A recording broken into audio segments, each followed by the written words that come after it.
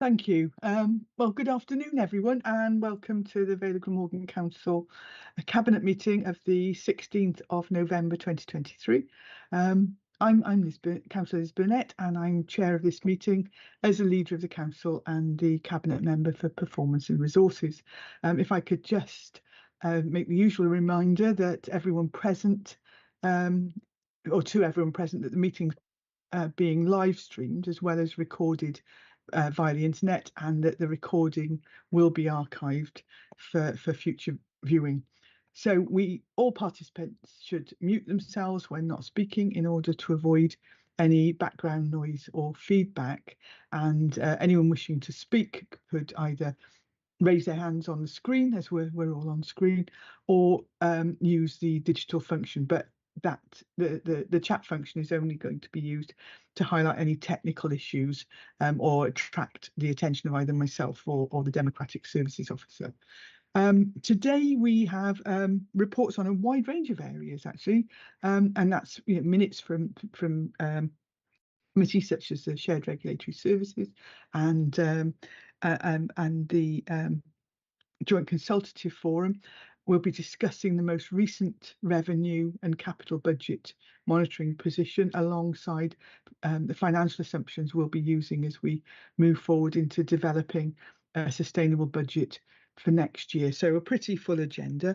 So if we move on to agenda item 1 on today's agenda, and that is apologies for absence. I can see that everyone's here, so I haven't been told otherwise, so no apologies for absence. Agenda item 2 is minutes of the meeting held on 2nd of November 2023, and so can I move that they're a true record of that meeting? And I'll second that, Leader. Thank you. And everyone else is in agreement. Moving on then is agenda item 3, and that is to receive declarations of interest, and if there are any, which I don't think there are, the nature of those interests. Do we have any today? There were none formally received, Chair. Thank you. That's fine. Then moving on to the agenda item 4, which is the Joint Consultative Forum. And I believe that Councillor Perks was a committee member at that time. So if Sandra, if you'd like to take that report for us. Thank you, Chair. But this, I was on this committee before I became a cabinet member, so I'll just talk through what was the points that was discussed. It was very interesting discussions had by both sort of sides of both the management side and the trade union side that were in attendance. Some of the things that we discussed there was the draft digital strategy, the people strategy, Vale of Glamorgan Council's attraction strategy 23 to 25, the draft Vale of Glamorgan annual self-assessment, and the new supply teacher framework details. One of the points that was had more discussion on, and it's a point that's going to be going to full council, and I'll just talk a little bit more around that, was the review of the Joint Consultation Forum's constitution.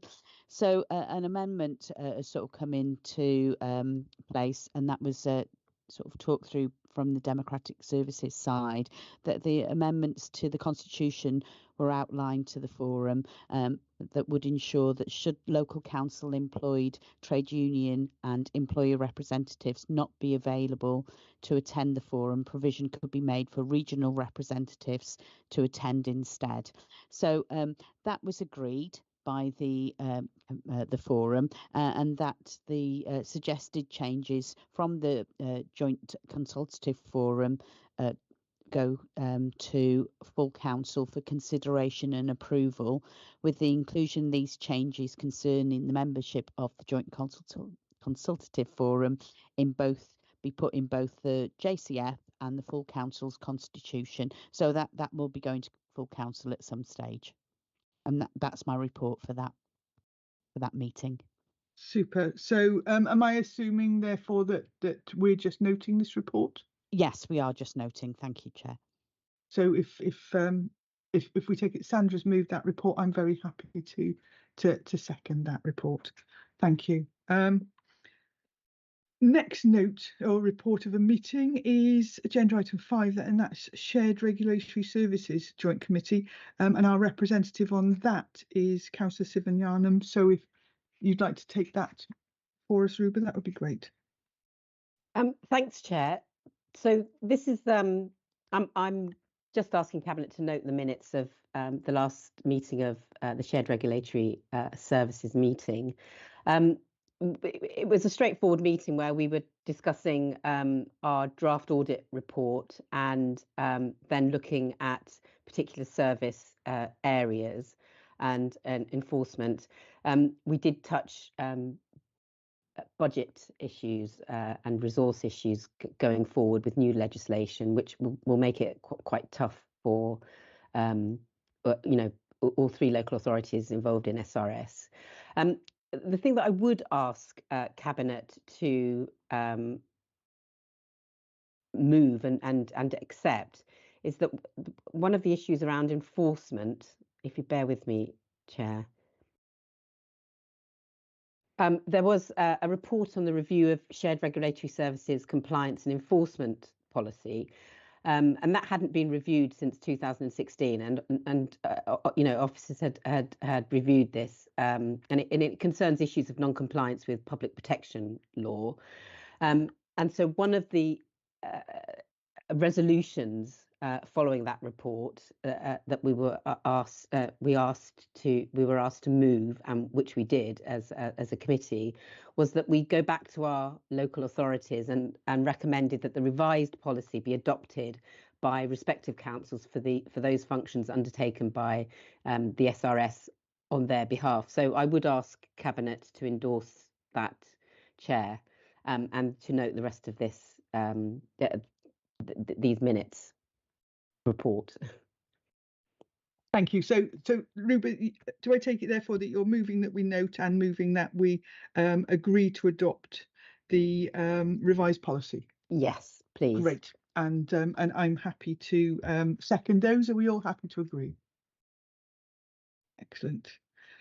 So moving on now to the main agenda reports of today, and I've got a number of finance reports that are important in terms of both setting the scene for where we currently are in terms of this year's budget and looking at what that means for going forwards and a refresh of our medium-term financial plan for 2024-25 to 2028-29, because as we know, things are pretty fast moving in this state. If I can just get the report up so that I can read it on the screen, that's good.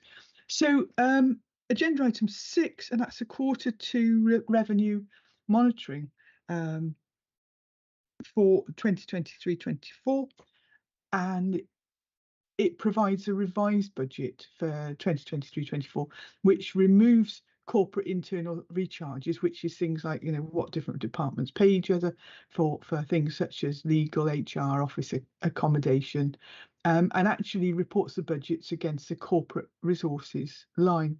That hopefully helps to make it more clear for everyone. It's felt that this approach will have a number of advantages, and as I said, in terms of being more accurate.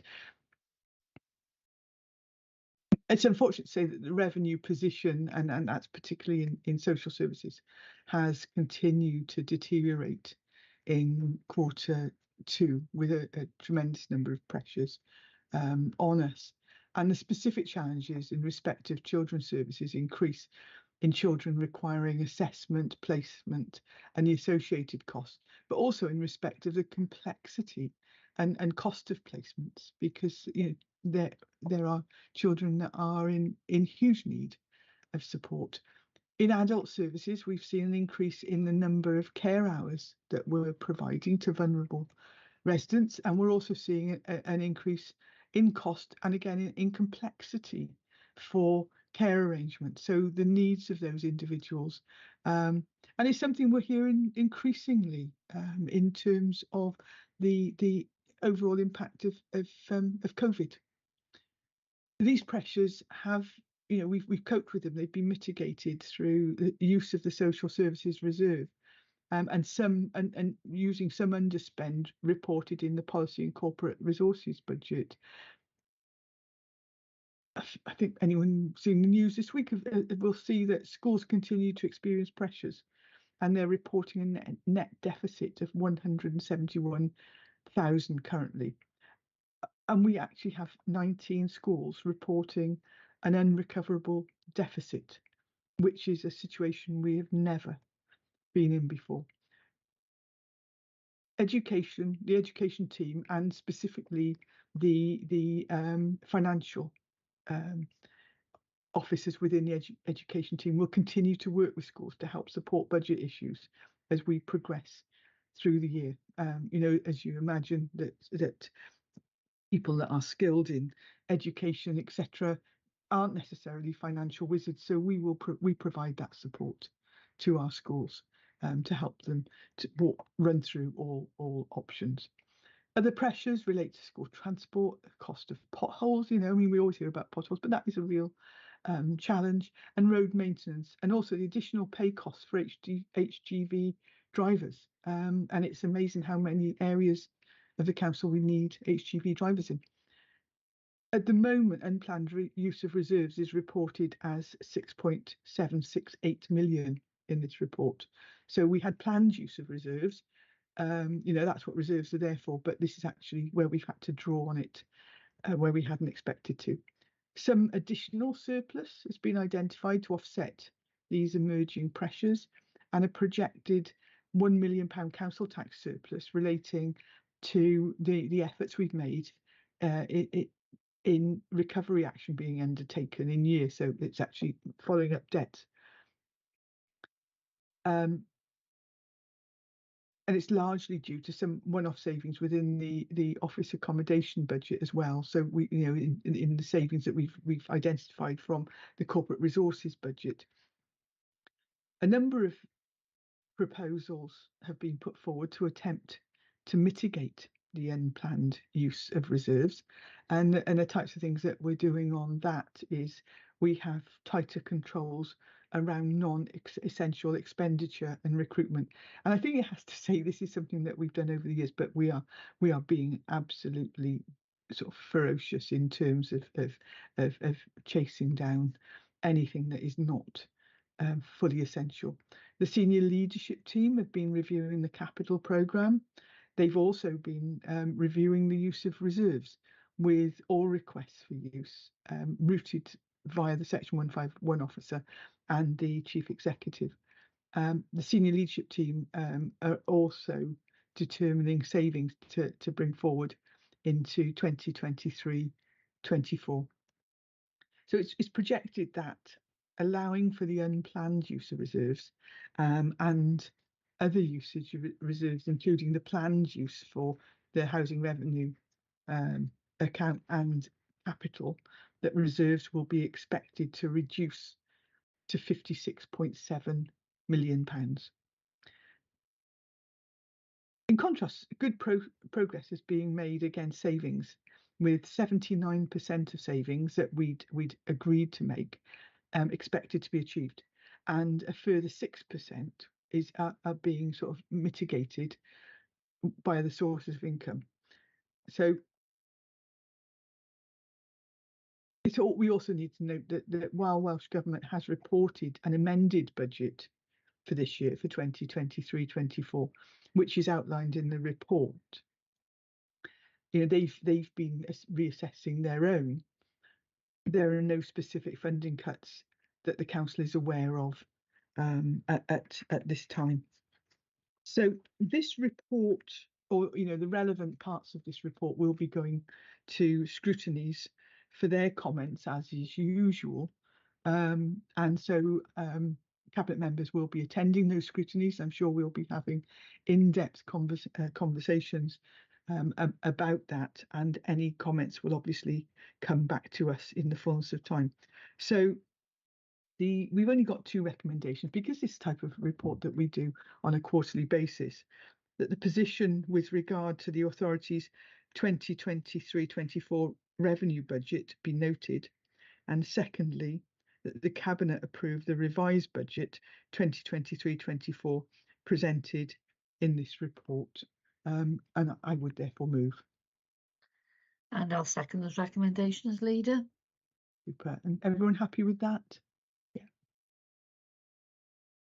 Right. Let's go to the next one, which is agenda item 7.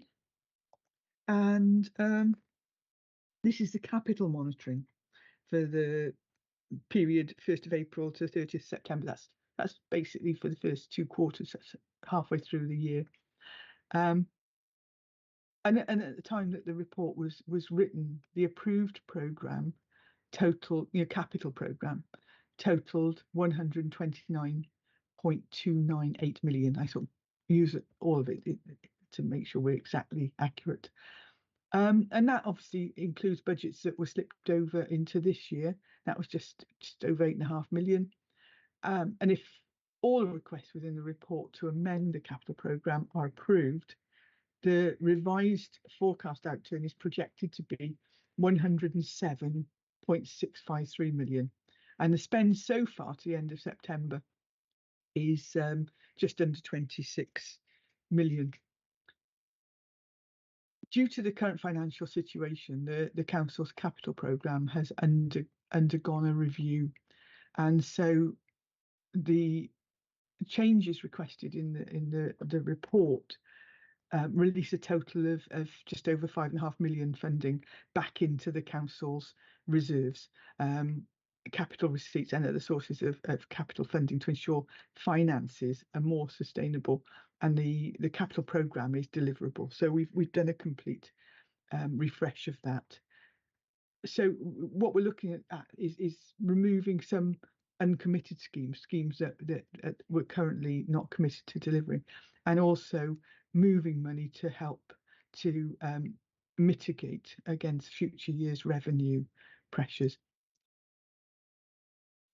As we've discussed in the past, many areas are continuing to experience an increase in costs associated with the delivery of schemes, and so tenders are being received that are over the current allocated budgets, and officers are reporting the requirement to renegotiate submitted tenders. So we're having to actually go back and say, well, how should this work be changed to get the actual cost into an affordable range. Officers continuing to work with project managers and sponsors to ensure that value for money is achieved, and schemes are being closely monitored throughout the year to identify any overspends, and within that monitoring, slippage of just over, well, nearly 19 million has been requested. Appendix 1 details financial progress on the capital programme as at the 30th of September this year by scheme. Appendix 2 sets it out by directorates, and the changes from the approved budget at final proposals in February 2023. So that gives us an opportunity to track exactly where we are with various schemes. So, and it also looks at movements in year, including slippages and additions, and demonstrates a journey to the revised forecast outturn for this year. And I think that doing it in that way last year helped us to keep a track on programmes, and actually we achieved a really high level of success in delivering capital schemes. The report also details delegated authority requests, and it also notes the use of emergency powers, and they're in Appendix 1 to the report. Further paragraphs have been included highlighting 2 schemes which are being delivered in the 2023-24 capital programme, and that's the Restore the Thaw landscape project, and that's funded in the main by Heritage Lottery, and the Knapp skate park, which is was just opened on the 7th of October 2023. And I think that what that does for us is it demonstrates the way increasingly that we work, is that we have ambitions, for areas of the Vale, but actually more often than not, we don't have enough money to deliver that, and we work with partners. So Restore the Thaw, as you see, is a Heritage Lottery funded project which we are working with. But I was fortunate with Councillor Wilson and Councillor Johns. We attended the opening of the Knapp skate park, and when you saw the wide range of people there who had contributed to that amazing facility. And that was the lottery and Sport Wales and the council, and you know, a huge amount of impetus had been provided by the local community themselves and the Richard Taylor Memorial Fund, and through Richard's mum Gaynor. And so, you know, huge thanks for that. But that is the way that we increasingly work. So I think it's worth having a read of that. The report requests to make amendments to the current capital programme, and some of the requests sort of include an allocation of funding by Sports Wales for an air handling unit at the swimming pool in Llantwit Major Leisure Centre. I have no idea what an air handling unit is, so I'm glad Councillor John's got his hand up, because he'll probably be able to tell me. And then flooring and net posts at Calcutta Sports Hall. And those two schemes are funded by a 90% grant and 10% from us, which was brilliant. And then there's also a new scheme for adult services within the vehicle replacement programme for the purchase of 2 minibuses at a total of 98,000. So I'll hold off on moving it for now, but I can see that I've got 2 hands up. First hand is Councillor John. So over to you, Gwyn. Yeah, thank you very much, Leader. I'd just like to mention the support that we have from Sport Wales, because we got 3 projects on this capital scheme: the air handling unit at Llantwit Major Leisure Centre, Calcutta Sports Hall, and the Community and Leisure Centre. That basically we've had great support from Sport Wales, in addition to the skateboard park, which again they contributed very heavily to, and this relationship we have with Sport Wales has made possible for these schemes to go through, and I would like to mention a particular mention to them, because they are very supportive of us in the Vale of Glamorgan. Thank you, Leader. Thank you, Gwyn. Mark, over to you. Oh, you've taken your hand down. No, I'm fine. I think it went down automatically. Yeah, just a couple of things there. I think absolutely. I went to that visit along with yourselves to the skate park, and you really appreciate, you know, the changes, you know, that the council along with partners make to the lives of young people by enjoying such a fantastic facility there. And it was great to be at that.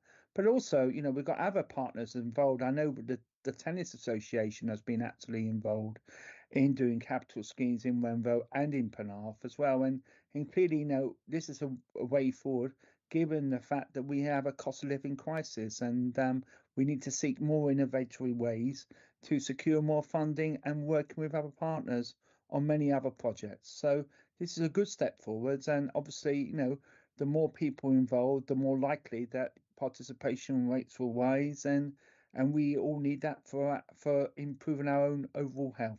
So thank you.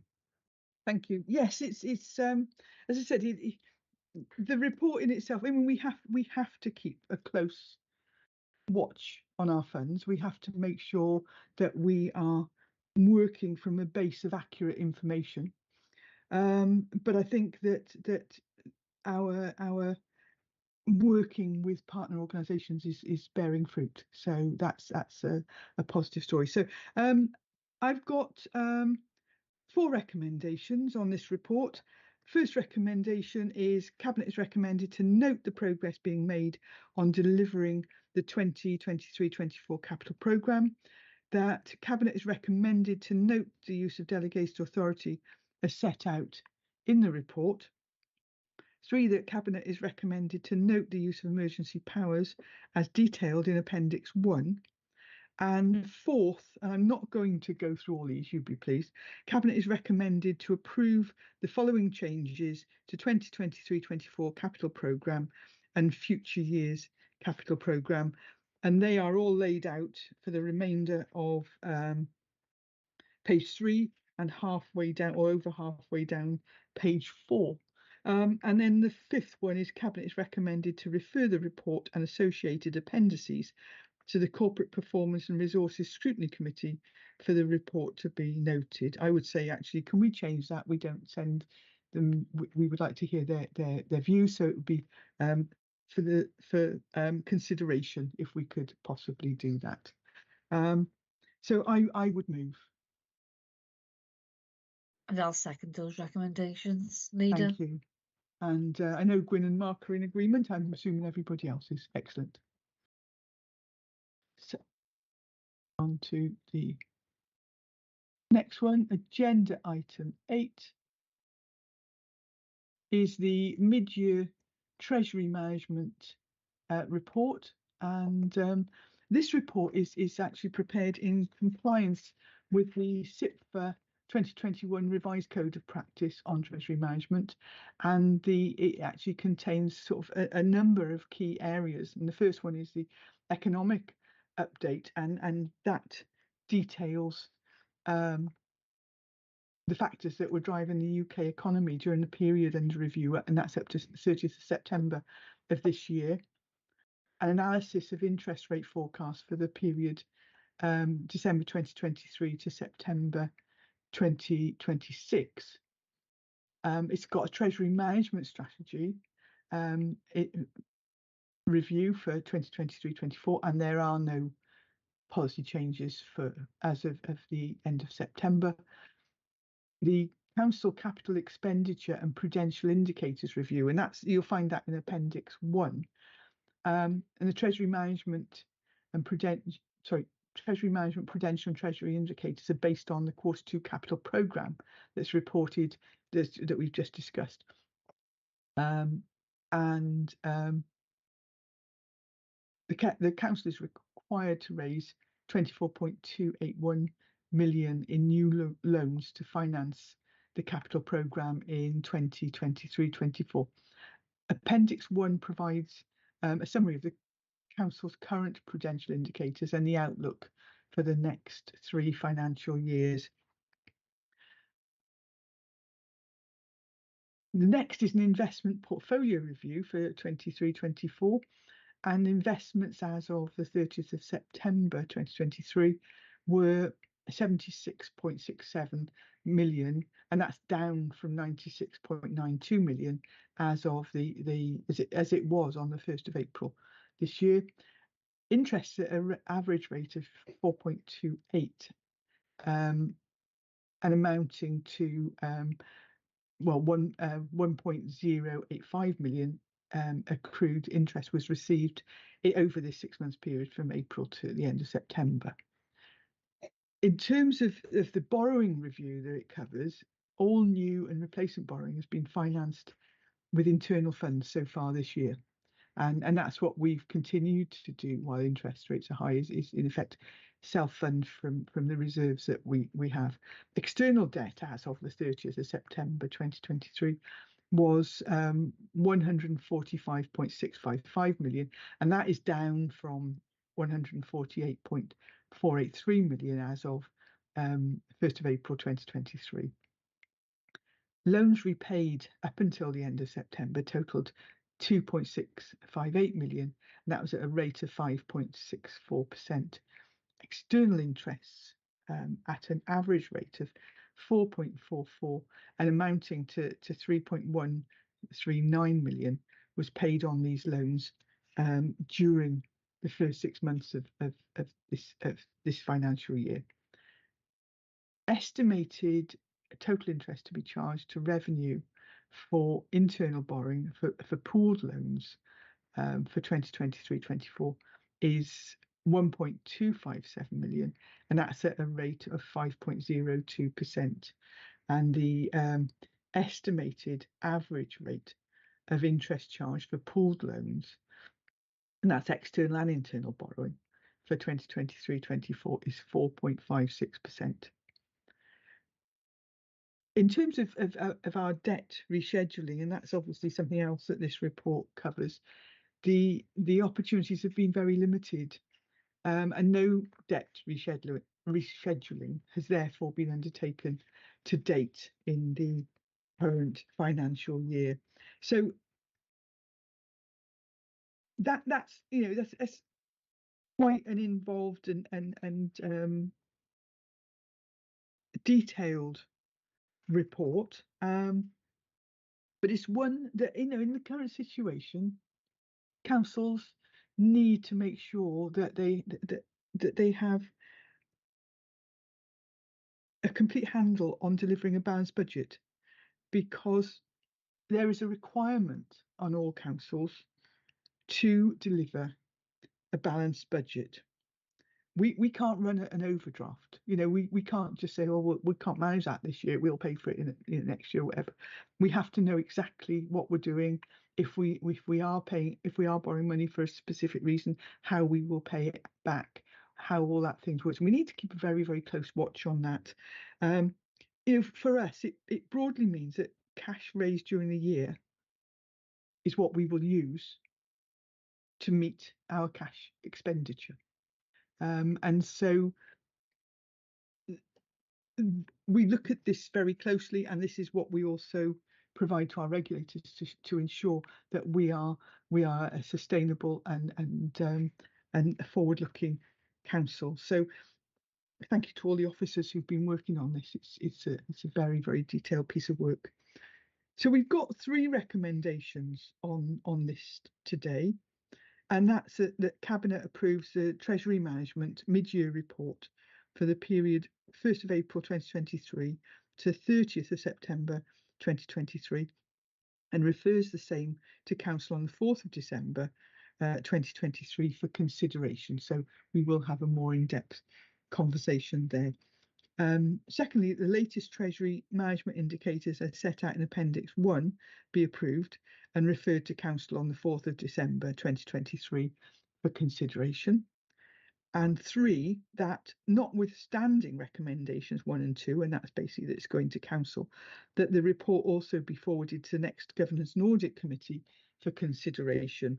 And so, that's in effect in accordance with the remit of the committee, but it's always good to have an extra set or lots of pairs of eyes considering this report and giving us their thoughts on it. So I would move those 3 recommendations.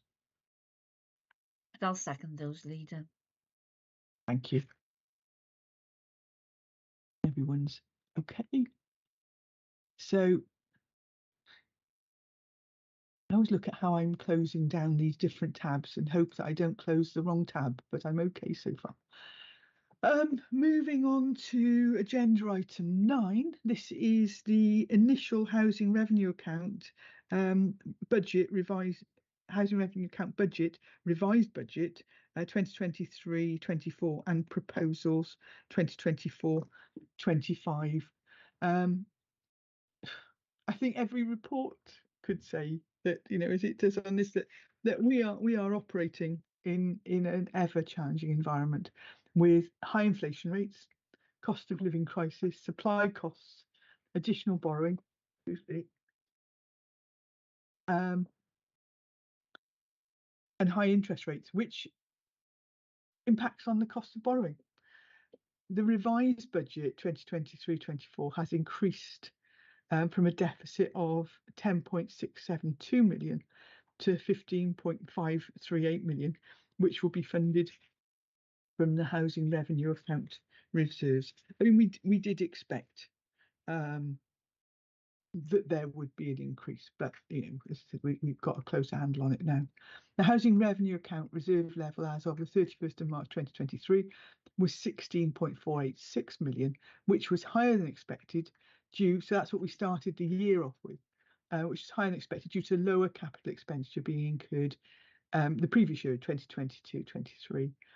So this drawdown will bring the housing revenue account reserve balance back into line with the housing business plan for the 31st of March 2024. The initial budget for 2024-25, so this is the one we're looking for next year, has a surplus budget of 77,000. One thing that we're going to need to be looking at for the future, and obviously there are going to be reports coming forward in relation to this, is that Welsh Government announced recently that the maximum rental increase for 2024-25 is 6.7%. We're currently modelling rent increases on 5.5% in the housing business plan for next year. The maximum increase, if the maximum increase were to be applied, then obviously this would result in additional rental income. I think that the figures are around sort of 275,000, which could contribute to funding more new builds, the Welsh Housing Quality Standards 23 work, and decarbonisation. But that is something that will be discussed in a future report, because that's got to be weighed up against the impact of such increases. The 2024-25 budget's assumed a reduction in capital expenditure revenue account of 11.312 million, bringing the budget contribution to 5.875 million. And that should leave an anticipated balance on the housing revenue account reserve of 1.026 million as of March 2025. I think it's fair to say significant cost increases in 2024-25 are capital financing due to additional borrowing, an increase in interest rates, higher repair costs due to an increase in supply costs, and increases in services and inspections. So most costs related to building, construction, etc., apart from service areas of the council, are increases. So this is in terms of the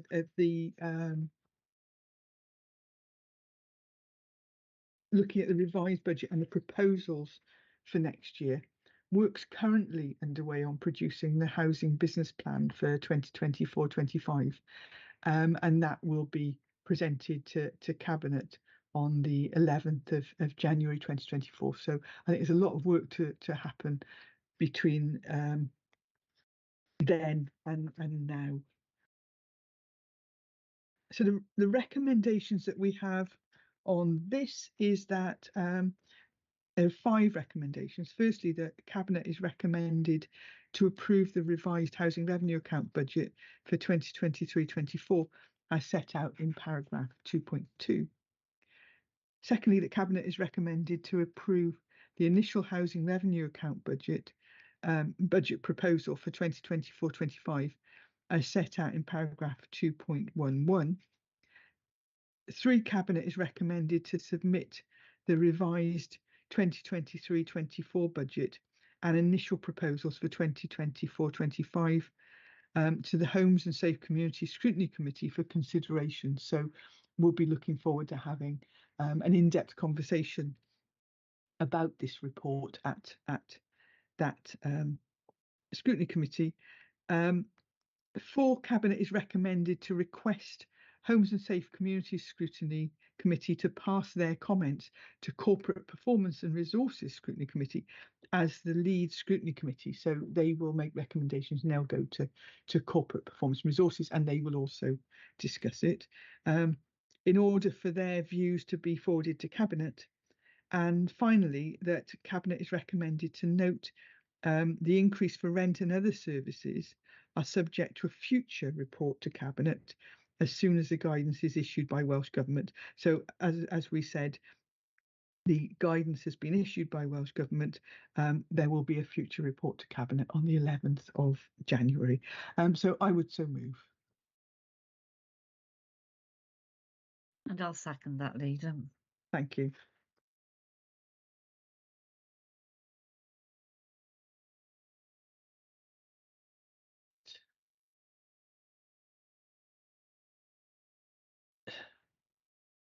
I look at this, and this agenda item 10, and this is the refresh of the medium-term financial plan, and that's from 2024-25 to 2028-29. And this report lays out the challenges that we face and the strategy we will adopt to achieve a balanced budget. As I mentioned earlier, it's worth saying that we have a legal requirement to deliver a balanced budget. And so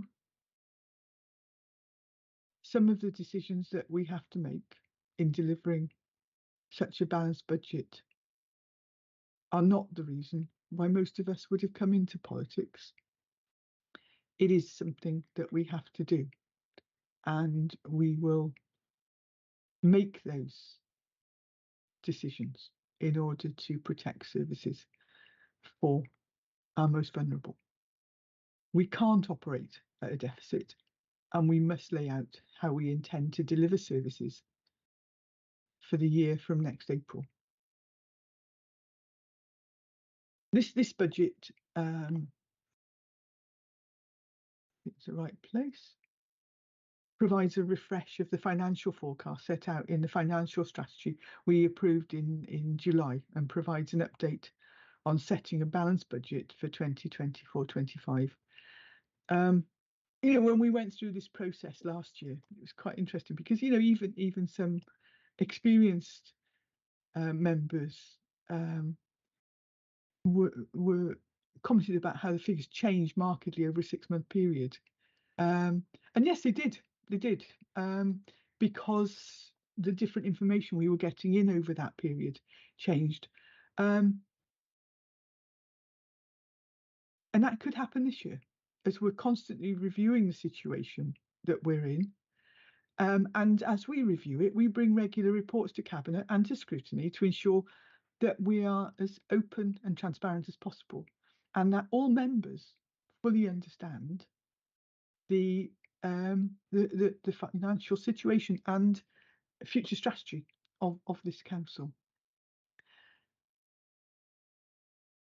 It remains very challenging. You know, we've seen the information in the last sort of 24 hours that inflation has gone down, but that doesn't mean that prices are cut. It means that they increase at a slower rate. So whereas last year they were increasing at 10%, they're still increasing now. So we do still have challenges, and there continues to be low growth, and the council also experiences exceptional increases in demand for services. The underlying inflationary demand pressures, because, you know, we'll start budgeting, we start looking at, well, where we were last year. What did it cost us last year to deliver these services? And actually, what will it cost us this year to deliver those same services? And the underlying inflationary and demand pressures amount to 38 million, an additional 38 million for 2024-25.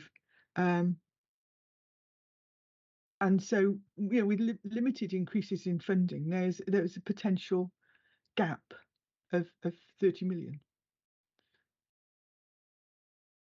Officers have been working hard on this actually since the summer to review the pressures that we're facing, review the additional costs that we're facing, to be able to manage and contain them. But even after going through things with a fine-tooth comb, the council is still facing a gap of 10.6 million. There are existing savings proposals in place which are being validated, and policy measures in hand which will further reduce the gap to 7.6 million. Work is continuing, and we will continue to update council on how we're reviewing and managing the cost pressures, and to identify savings and efficiencies to balance the overall budget.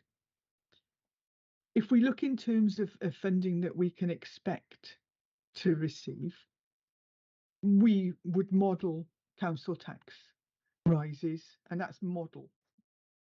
the moment for you know, for an estimate, an increase of 4.9%, which was the increase last year, and an increase, and we've assumed, because that's what we were previously told for this year from Welsh Government, a grant of 3%. So having 3% income from Welsh Government are set out in the second year of the 2-year settlement, which was announced in March 2024. Now, last year, we were fortunate in that we received a better than expected settlement, but the prospects of a better than 3% settlement this year are very low with the current performance of the economy.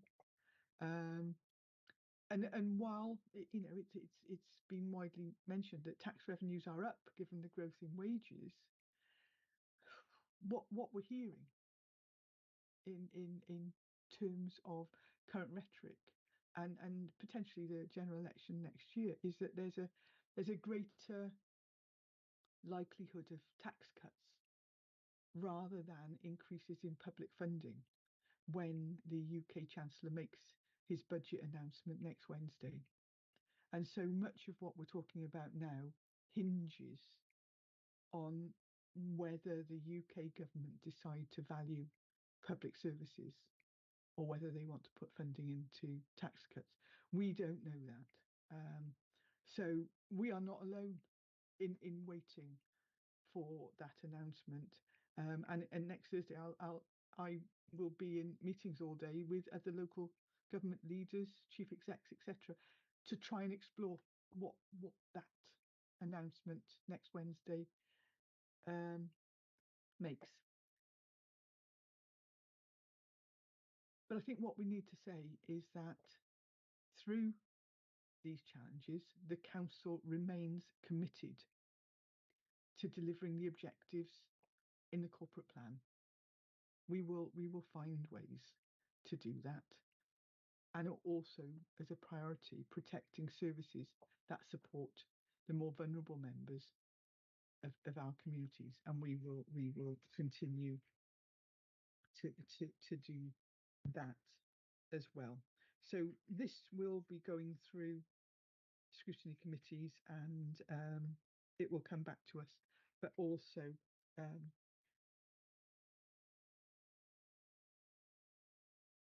we will get information from Welsh Government in December in terms of a draft budget, and we will then be bringing the budget to council, or to cabinet first in February, and then into council next March.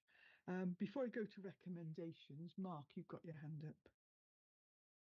Yeah, thank you, Leader. Thanks very much for the resume of that report. I mean, if you look at, there's some highlights there, especially if you look on page 7 and 8 and 6, you'll see some very interesting graphs there.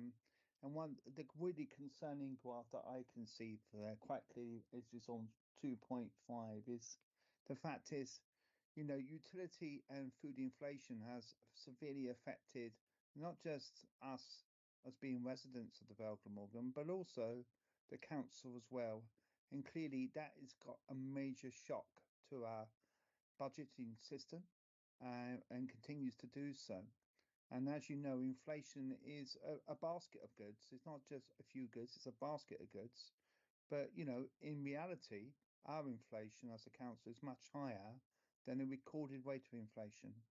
And these are the things that we have got to absorb as costs to our communities and to our services, but also for some of our capital projects as well. And that has implications. So, you know, we are having very difficult times, and we have to be making changes which are going to be difficult. But as the leader rightly said, we got to protect the vulnerable, because that's what we are about as a council. We're there to protect the vulnerable, the people that can't really stand up for themselves, and we're our advocates. So you know, we got this corporate plan. We understand why we need to do certain things, but we also got to realise, in fact, we are living in very difficult times, and we don't really know the outcome of the Autumn Statement. we're obviously hoping for more money for local government, but we fear that might not be the case, and we got to prepare for these different scenarios. So thank you. Thanks, Mark. I was just looking through. I had noted a comment in one of the reports. I can't find it now, but I suppose in some ways we can say that we are in a fortunate position because we have been prudent and we do have reserves. In some ways, it gives us a little bit of breathing space to actually look at services and see if there are more effective ways to deliver them. I think it's difficult to say in terms of, salami slicing, cutting bits and bits off services renders them to be, well, unviable, really. I think we've got to that after 13 years of austerity. And so, we need to look, as we did with Big Fresh, we need to look at other ways of delivering services so that we can effectively support our residents. Because I think it's fair to say that an awful lot of our services nobody else would provide. We provide such a huge range of services that if we stop doing them, they wouldn't be picked up by anyone else. So there is a huge responsibility on us to make sure that these services continue, and that's what we'll be working towards. So, I mean, as I said, we're going to have a lot of conversations with these, and we'll all be attending scrutiny committees and discussing these at length over the coming weeks. Eddie, you wanted to say something? Yeah, it's just a quick comment. Recognising this, you're right, this report will be going to scrutinies. And you mentioned about the services we provide. We are working in partners with other local authorities and the health boards. And we've got to watch whatever we do doesn't impact on them, and likewise. So it's and there's been a discussion last week between the partnerships to ensure, at least to agree, that whatever impact these cuts are, or the funding situation we're in now, doesn't impact in each other. So just recognising that it's not straightforward. After all, we're dealing with individuals that process through various our own responsibilities like housing and whatever, but we're talking about the health side of things and back into domiciliary care home and independent living. So it's not straightforward in any means. Just wanted to say that. Yeah, I think it's fair to say that when we were sort of struggling to provide care packages, etc., earlier in the year, and we had a sort of a major boost in terms of providing those packages, that came with a cost. And that's some of the costs some of the pressures we've been talking about in terms of social services recently. But that pressure is because we are looking after our elderly and providing care and support for them. So oh, we could go on about this all day, couldn't we? So we'll move on to recommendations and have more of these conversations in scrutiny. So we've got 6 recommendations, and recommendation 1 is Cabinet is recommended to note the revised budget gap of 10.573 million of 2024-25 and 37.667 million across the medium term. That 2, that Cabinet is recommended to note the underlying pressures in 2024-25 of 38.525 million and budget gap of 30.248 million before management action. 3, that Cabinet is recommended to note the work already undertaken to manage and mitigate the unprecedented inflationary and demand pressures being experienced. 4, for Cabinet to note the ongoing work to identify savings and transformation opportunities to be brought forward in the budget or consultation report in January. 5, Cabinet is recommended to note the ongoing work to lobby Welsh Government. Yes, it's constant. And 6, that Cabinet is recommended to refer this report to the council scrutiny committees to review the work mitigating the cost pressures, and for comments to be referred back to Cabinet. And I think that that's a very valuable conversation to have, isn't it? Because in every action you take, there is the potential for unintended consequences. And I think it's much more important that we have 54 eyes on the budget, 54, or the voices of 54 members contributing to how we achieve this, rather than leaving it until we get to March next year and everybody have a shout. So, you know, if the conversations that we have in our scrutinies now and going forward, I think are crucially important. So I'm happy to move those recommendations. And I'll formally second, Leader. Thank you. No dissent, that's great. So that's our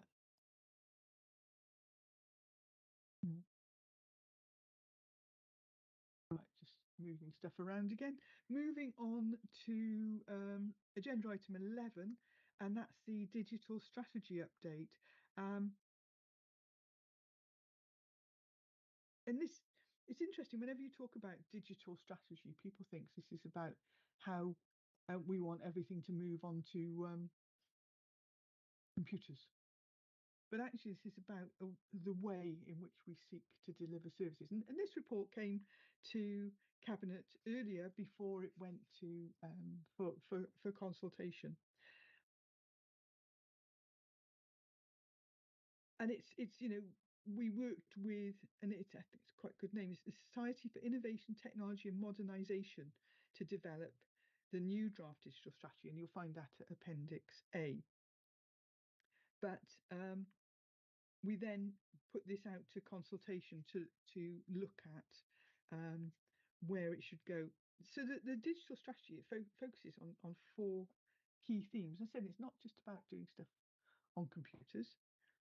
Theme 1 is about community involvement, and it had a couple of commitments. That's about listening to the community and understanding their needs, so that if we're transforming digital services, then we know how it is that we should transform it. Commitment 2, creating accessible, inclusive and sustainable digital services for residents. In theme 2, that was about organisation and process, and that talked about creating reliable processes and developing a digital culture. So, you know, that's seen as something that's fundamental to the organisation. Theme 3 is about digital people and skills, and that is more sort of internally focused in terms of have we got the right skills and knowledge within the organisation. And then theme 4 is to do with data and insight, and that is, you know, how do we share data?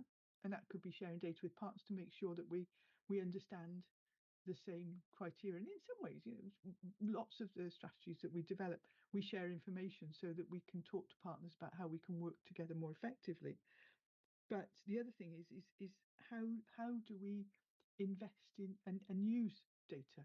How do we make sure we've got the right information upon which we can make those right decisions? Because if you don't actually know what the reality is out across communities in the Vale of Glamorgan, how do we decide what services are needed? So the consultation feedback can be found in Appendix B. And it was good to see that there was widespread agreement with the themes. Over 80% of residents agreed or strongly agreed with the first 3 themes, and that the actions would actually achieve what we set out to do. That for the 4th theme, 75% of residents either strongly agreed or agreed, and that the actions would achieve the commitment. So about half of the respondents were residents in Vale of Glamorgan, and about half were council employees. It doesn't mean they're exactly the same cohort. There are a couple of other, if you look at sort of paragraph 210 down to 213, that gives some interesting information in that obviously the Older People's Commissioner sets out actions for local authorities in terms to ensure that those who are not online continue to have access to information in a digital age. And I think that's really important, because if you are effective in using digital technology, it quite often means that you can solve the sort of challenges being faced by a greater number of local residents more speedily, but that actually frees you up to provide more in-depth resources to those that may be having some challenges. So it is all about using our resources more effectively. There was a response from the council's Project Zero coordinator, and they were talking about looking at increased consideration of the digital carbon footprint. But then there was a conversation with there was one written response from a resident that was actually saying that there needs to be two-way communication and engagement between the councils and the communities it serves. And there was also comment that press releases on the website could be written in a more sort of blog or article style to basically be more accessible and more readable. And I think those are two really good suggestions there. One of our main aims has been to get two-way communication with our residents, and actually if there are suggestions on ways in which we could do that, then I think that, you know, I certainly would be very keen to hear that in what would make it more accessible to residents. So as I said, the strategy is laid out at Appendix A, which will hopefully guide our way forward. We've only got 2 recommendations on this one. And oh, sorry, Ruba, before I go on with recommendations, do you want to come in? Thank you, Nida. Well, you could have gone to the recommendations, but just to say, I really commend this report, because, you know, participation is very important to us as a council, and obviously that is part of, you know, my portfolio. And you know, one of the ways in which we can reach more people is through a really good digital strategy, which also, as you say, provides a method in which we can not only, you know, talk to people, but we can also listen. So, you know, this strategy is really important. So, following your recommendations, I would second it. Right, well, okay, we could pretend that I've already done it, but no. Recommendation 1 is that Cabinet note the updated contents of this report, the digital strategy appendix at Appendix A, and the consultation feedback at Appendix B. And secondly, that subject to Recommendation 1, Cabinet endorses and approves the revised digital strategy at Appendix A following consultation as described in the report, and Appendices B and C. And I would move. I'll And Ruba's second that, already Nida. seconded. Yeah. And everyone else in agreement? Super, thanks.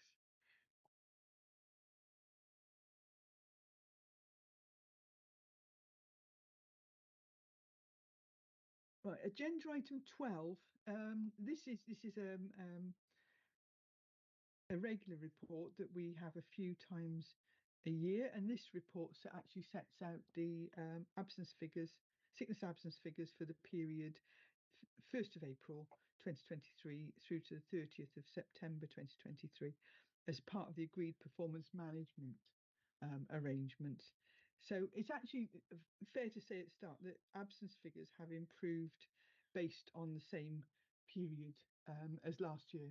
And I think it's been a strange old time, hasn't it, since 2020, that, you know, various bugs, etc., circulating, people working in different ways, all sorts of different pressures on people. And so, as I said, it's good to see that people are not affected by illness to the same level.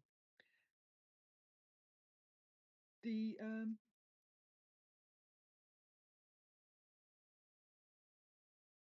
think it also needs to be said that as a council, we feel it very important that our staff are given the occupation, the support that they require. So we've got we have colleagues within health and safety, occupational health, organisational development and learning, all there to support staff, who are working from home. But also, I think we have to recognise that there is a whole diversity of jobs across this organisation, and so therefore the pressures on different people are going to be greater. I know that most people I know that work in school get used to the autumn viruses hitting as soon as the schools go back in September.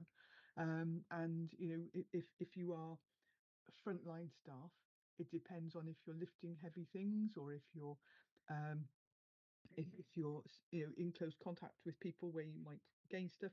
And there is a high level at the moment of stress being experienced. And in terms of the figures that we've seen over the period, that the greater amount of stress people are experiencing currently is non-work related stress. And I think it means that when life goes out of kilter, when there are different pressures, that it can affect you in all sorts of different ways. And within the council, in all cases of stress or anxiety, and whatever the cause, employees are automatically referred to occupational health for advice, offered counselling support, and that managers are offered training and support in completing stress risk assessments. So in terms of that, we provide support to staff. We provide, our occupational health team provide vaccinations. So we've currently got a flu vaccination programme ongoing. Well back in November 2020, we had an extended wellbeing package rolled out.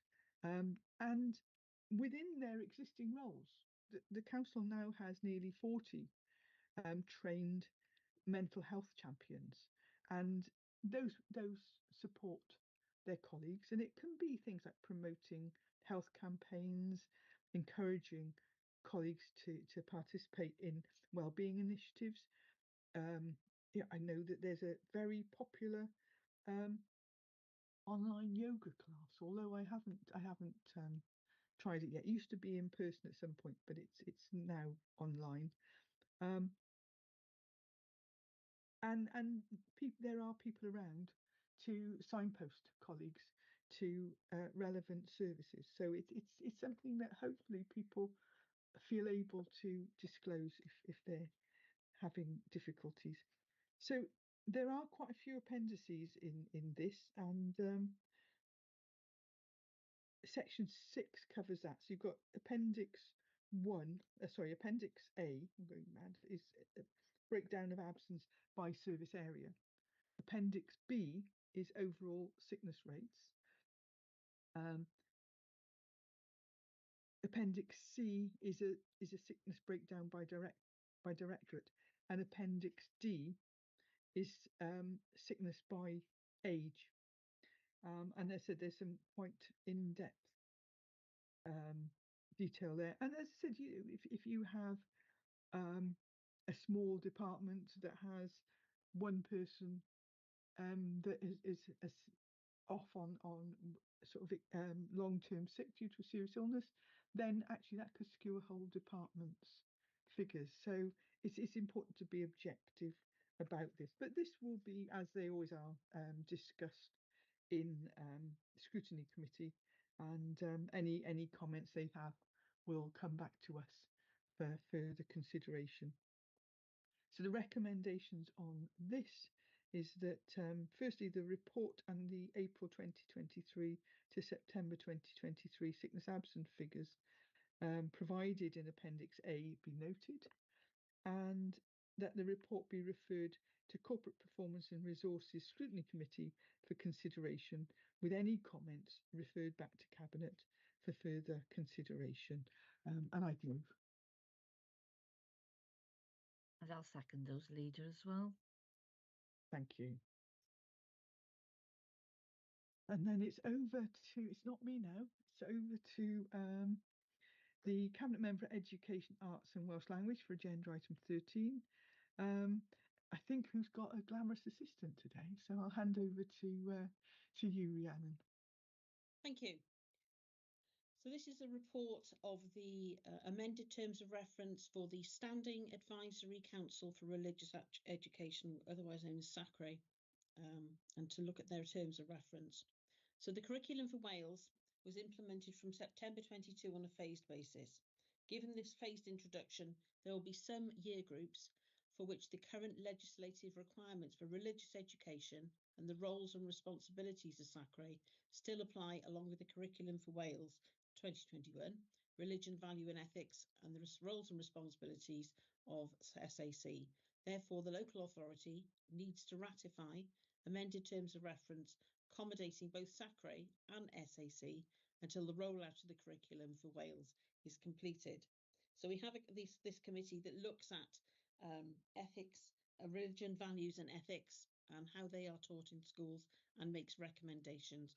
And obviously these terms of reference look at as many religions and kind of spiritual experiences as possible. For example, non-religious philosophical views such as humanism, atheism, secularism. This isn't exhaustive, obviously, those are examples.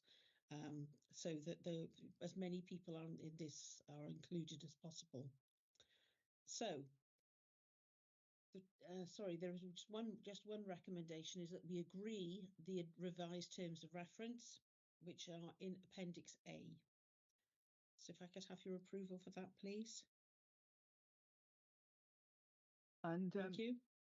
I don't know, Eddie, did you want to say Yes, anything? I think Eddie wants to come in here. Yeah, just to thank Rhiannon for putting that forward. It's interesting. The reasons why there's an overlap, it's clearly put in the report due to legislation. I just wanted to give credit to the SACRE and the SAC now, particularly the teachers and the representative religious and non-religious philosophical groups within the panel, because they contributed quite a lot to the curriculum for Wales in the humanities area. And interestingly enough, there is quite a bit of work going through those two committees, in that there's drafts coming on from the Welsh Government to try and resolve some of the Welsh Joint Education Consortium, to try and sort out the qualifications that go alongside this. And there's quite a bit of debate on what the provision is. But at least this panel, this group committee, advisory committee, talk about those issues. And it's I would suggest, although it's behind the scenes, it does have quite an impact on what's agreed on the curriculum. So, and thanks to those members that do that. That was all. Thank you. Super. So I'm just checking. Eddie, did you second the report? I did, but I need to say it properly, don't I? Thank you, Leader. I formally second the report. Thank you. Thank you. Thank you. And all the rest of us are in agreement, so that's good. Excellent. So agenda item 14 is actually a report of the Cabinet Member for Social Care and Health. So it's back to you, Eddie, with the Corporate Safeguarding Summary Report. Well, that previous one should warm me up then, is it? So, okay. Right, let me just get the items up. Okay, right. Okay, so this safeguarding report is let's ensure that there are effective arrangements in place for safeguarding children and adults at risk. And the report provides a mid-year update on the effectiveness of those arrangements and the developments to date. A corporate safeguarding group, the CSG, ensures that there is scrutiny and assurance of the corporate safeguarding arrangements. If you look through the report, you'll see the background. It's due to the Social Services and Wellbeing Act 2014, and also there's guidance on working together to safeguard people under Part 7 of the Act. There are some key considerations which are listed in section 2 of the report, and notably that it talks about the corporate safeguarding group. They continue to focus on the strategic overview of safeguarding activity across the local authority, and it's key to point out, as it does in the report, that it's across the authority, includes staff, members, and also the schools, all have a responsibility for safeguarding, and as such, it's brought in quite a few additional developments within the year. So if you look at the report itself, it lists what the safeguard group have done. It talks about data monitoring. There's been an introduction and a review of the safeguarding training, and that's now on the council's internal development system, and that provides a key mechanism for delivering that training across staff and managers, and also people like governors and others that the local authority has to cover off.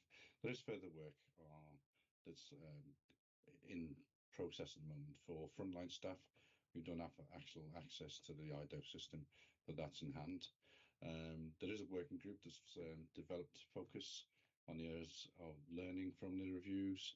There's progress in development in response to an audit, and there's also a consideration of the wider quality assurance activity that you would expect from the safeguarding group, but also any developments in response to audits which are covered off by the governance and audit group, and also the local authority designated officer for safeguarding, known as the LADO, supports and influences the work of that safeguarding group.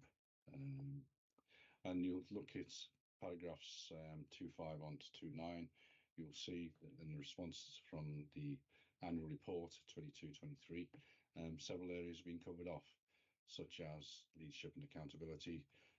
List those, and recognising what I just said about the corporate responsibility, although there's often a misunderstanding, I would say, that people don't realise that we're all responsible for safeguarding, and it's generally, you know, that it's important for us to recognise that, to be vigilant, because certainly what's come across for me in the last year or so is that there are a lot of vulnerable people at risk, and they often go unseen. You know, so I won't go into detail with those, but because that's probably not part of this report, but it's just a recognition there is a much greater need for safeguarding now, particularly over the recent in the last year, where the complexity of some of the issues that are coming through becoming more aware. So if I move back to the recommendations, I think I've covered off those. Yes, okay, so the recommendations are in the report, and thankfully this will be going to the scrutinies. So I'll take recommendation order that Cabinet considers the work that has been undertaken to improve corporate arrangements for safeguarding and protecting children and adults. Number 2, that Cabinet continues to receive 6 monthly reports on work carried out to monitor corporate safeguarding arrangements and its effectiveness. And thirdly, that the report is referred to, it says the following scrutiny committees, and basically it's the 5 scrutiny committees we've got for the Vale of Glamorgan. So I so move, Leader.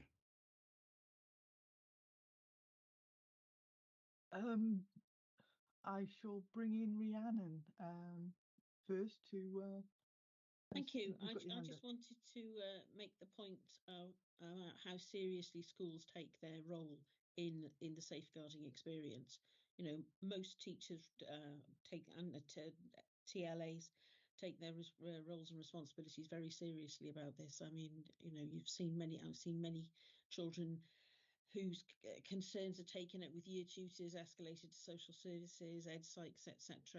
And you know, the very important role of teachers, particularly in early years, because they see these children all day, every day, and are able to spot, you know, changes, difficulties, behaviours, etc.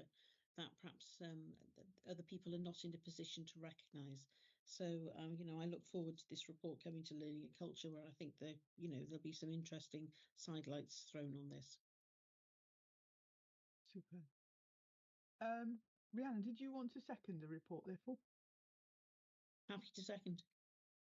super. I think it's always good if it's somebody relevant rather than just me. So yes, thank you, Eddie. And then moving on to agenda item 15, and that's one for the Cabinet Member for Community Engagement, Equalities and Regulatory Services, and it's the Local Air Quality Management Annual Progress Report 2023. Over to you, Ruba. Thank you, Chair. So as you introduced this, Liz, this is the Air Quality Annual Progress Report. And if you recall, this comes to Cabinet every year.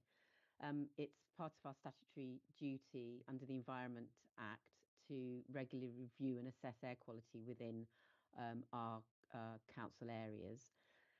Today, we're considering the 2023 Annual Progress Report, which has the results of the air quality monitoring gathered in the Vale of Glamorgan during the last year in 2022. And as we all know, poor air quality is one of the big environmental public health risks. And pollutants such as nitrogen dioxide and the fine particulate matter can cause, real health problems, particularly in more vulnerable people, children, older people, and so on, or anybody with any pre-existing health problems.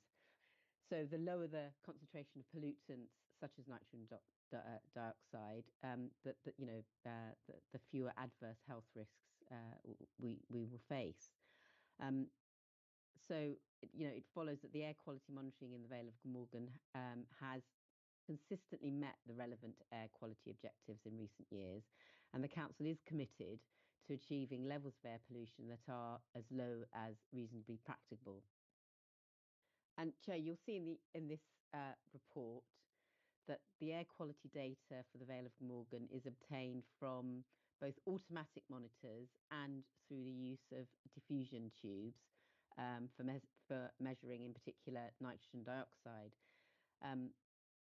And the results presented in this report show that in 2022, that data was gathered from 50 locations monitored throughout the Vale, with the use of passive diffusion tubes, and that it was found that no sites breached the national nitrogen dioxide,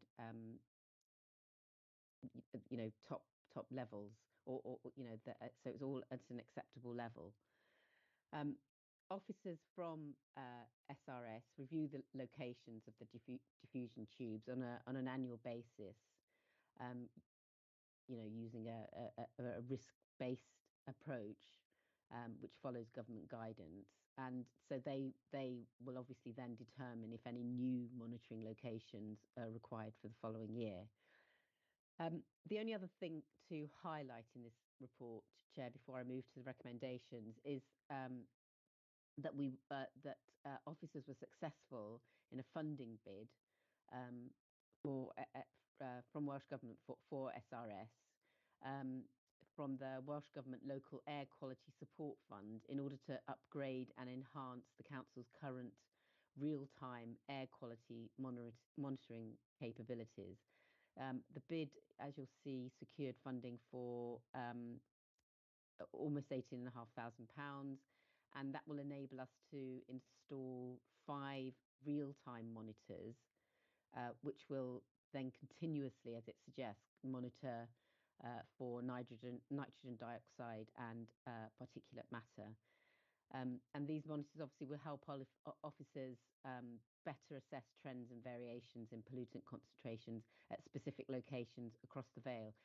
And 2 monitors will replace existing monitors on Dockview Road and Buttrells Road in Barry. And officers will assess where the 3 other monitors will go around the Vale, obviously following technical guidance. So if I can move to I think there are 3 recommendations. The first, that Cabinet notes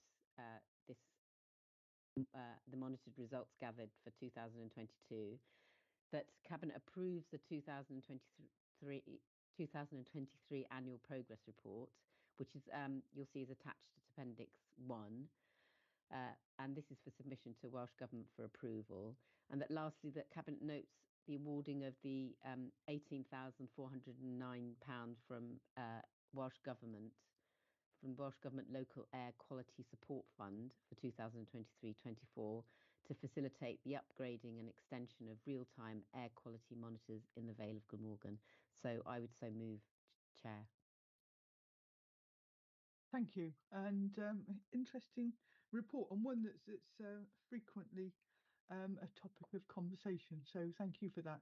I'm happy to second. So that's the end of the standard items. Agenda item 16 is any items which the chair has decided are urgent, and part 1 items. And yes, we do have an urgent item. So this is agenda item 16.1, and that's a reference from the Environment and Regeneration Scrutiny Committee of the 14th of November. So officers have worked very hard to get this reference to us today, and so it's been tabled and it's been circulated to all members in advance. I was at scrutiny, but it's Ruby, you were taking the lead on this report, so you'll take the lead on the reference as well. Yes, thank you, Chair, and thank you to Democratic Services for getting these minutes out so quickly, because they are very detailed. So I'd like my thanks to be recorded. So you'll recall, Cabinet, that I brought the report 2 weeks ago for the replacement local development plan, the preferred strategy, and a recommendation for the change in our delivery timetable, so our delivery agreement, and this and one of those recommendations was that it goes to ENR, which it did yesterday. There was a good discussion, and many of the comments made will be taken forward as part of the consultation going forward. But there was one particular recommendation that they made concerning the formal consultation period, which will begin in early December, we hope. And that recommendation, if I read it, is that the Cabinet be advised of the view of the Environment and Regeneration Scrutiny Committee for the formal consultation period to be increased from 8 weeks to 10 weeks. So Chair, I would just like us to note this recommendation. Thank you. Thank you, and happy to second that we note. Everyone else happy as well? Yeah. So that's the end of our formal meeting. I don't have any part 2 items or urgent part 2 items. So I'll bring it to a close, but I would just like to mention that this week is Transgender Awareness Week, and I would like to mention that we note that and that we send our best wishes and support to all those in the trans community, and also note that the 20th of November, next Monday, is Transgender Day of Remembrance, and far too many trans people have lost their lives over the years, and I think that is a day that I certainly will be marking. But I just didn't want to leave today without mentioning that. So thank you all for your attendance today, and I look forward to seeing you again very soon. Take care. Bye. Thank you, Chair.